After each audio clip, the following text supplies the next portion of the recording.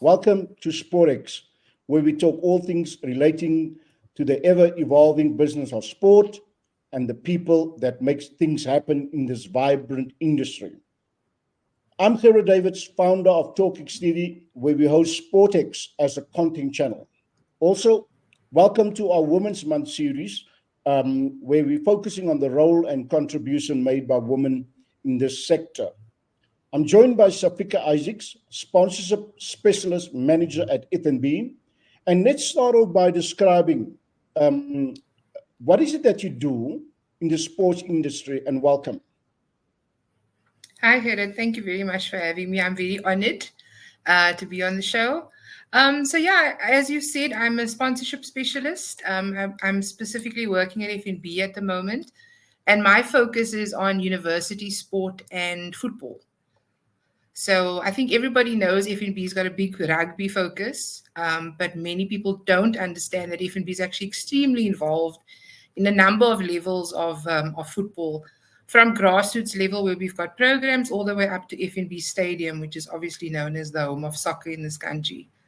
So very, very involved, and I think I'm quite excited about this role. I've been in it for just over 2 years.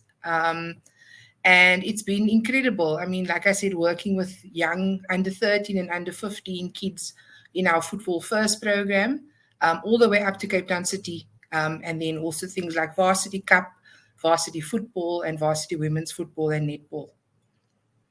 So it's quite a diverse role in terms of activations. Could you perhaps expand a bit more on that? Perfect. I think what's really exciting for me is just the idea that I work with young people. That's my passion in life, is uplifting the youth and kind of creating opportunities for them. And so with F&B's Grassroots to Greatness strategy, that's really very much aligned with my purpose in life, which is about giving people that opportunity and helping them move through the ranks in their lives. And I think from an activation perspective, it's been exciting because particularly within the football space, all of these properties work so well together. So you've got your grassroots program, then you've got varsity football, where you're hoping that a lot of these kids actually move up into these universities. I've learned a lot about football in this time. I mean, I'm originally a rugby girl, but it's been very interesting to note that, for example, varsity women's football is a breeding ground for Banyana players. The last World Cup we had I think it was just over 89% of the team was originally from varsity women's football. On the men's side, it's a little bit trickier just because of the nature of the game. But I think at the same time, it's been really cool because we've got things like our F&B Varsity Player Experience, which is my passion project, where we connect these varsity footballers with the pros at Cape Town City. They train with them, they travel with them, they attend matches, sitting in VIP areas, getting to meet the royalty of football. And we couple that with exciting workshops around social media, how to brand yourself as an athlete, how to deal with the media, and financial literacy obviously is quite an important one. And most recently, a varsity footballer was actually signed by Cape Town City. So to my knowledge, this is only the second time that this has happened. The first time was Terence Mashego, who also eventually played for Cape Town City and then Sundowns. We're very excited about Heaven Siretsi joining the club, and we're looking forward to seeing his career. And I can talk about this forever, Gerard. You can't ask me about activations because, gosh, there's so many exciting things that we're actually busy doing.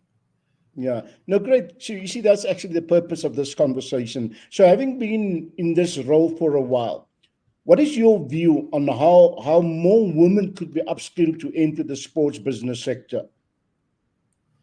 Well, I think what I've always said, and if you look at neuroscience, for example, and you look at the differences between the way men's and women's brains work, right? Men's brains are geared at focus. So there's a task, and they will see that task through to the end. And that's extremely helpful, obviously, that kind of pushes us ahead. But from the women's side, we've got a very valuable element to bring, and that's the ability to think in patterns. And, people will always joke and they'll say, oh, my wife will bring up something from years ago. But I think that's our strength as women. We're able to connect those dots. For myself, for example, I've got a background that is very varied. I've got everything from PR to financial education, comms, marketing, social media content. And I've been able to bring all of those elements into my role. And so it makes it really easy for me to kind of direct a team and integrate all of those different elements to make sure that the athlete at the end of the day, or the fan, or the club, or whoever we're sponsoring, that they actually get the best out of us as well as a bank. Great. So, So yeah, I think that's what I'm trying to say is that's what women are able to bring. We're able to bring that the practicality and the who's affected by what, and we kind of look at it holistically versus men who are just single focus. so talking as you were talking about your diverse background and the learning curves we talked about before we started with the interview. So looking back at your career path, what advice would you then give to someone just starting out or looking to start out in this sector, considering that you are where you are today because of your diverse background and experience? Yeah, I think the most important thing is the same thing in any career, in that is to know what your why is. If your why is money, absolutely, this is a terrible place to be. But my why, like I mentioned earlier on, is around uplifting youth. And so I think I couldn't be better placed in an industry. So it's really, really important for you to know your reasons for why you wake up in the morning. And similarly, just to keep it authentic, be yourself all the time. You cannot be everything to everyone. I consider myself to be somebody that's about the athletes and the fans. So that's what I look at, and that's the sort of the viewpoint that I bring into every conversation when I'm in a workspace. Um, and then I think another one is like people are always trying to get into the industry by studying sport. And that's not necessarily the best way for you to get into it. I'm quite passionate about this. I would rather say go and study marketing, go and study finance, go and study law. Have some skills that you can bring into the industry beyond the technical side of sport. Um, it's going to enrich your ability to contribute to the industry, and it's going to help to fill those gaps. You might even find a job a lot easier than if you had gone and studied sport management. And I'm not trying to knock it, don't get me wrong, but I think there are other ways that people aren't really looking at. And then secondly, I would say probably volunteering. A lot of young people complain that they can't find work, but nobody says that your work on your CV needs to be paid for. You can go and volunteer. You can find in those niches that you really are interested in, whether you want to end up being a sports psychologist, or you want to be in sponsorship, or you want to be a coach. I think it's very important for you to go and try those different elements and find the best spot for you. Yeah. Yeah, thanks. So talking about the competencies that one should have when entering this industry to become proficient in your role, did you have mentors, and how do you view their importance? So I haven't, unfortunately, had formal mentors. I think sometimes this job doesn't allow you to have much of a routine because you're always traveling, you're always on the road, and you're always kind of considering somebody else. But I have had many people from various fields of work that have contributed to my knowledge base and to who I am as a person.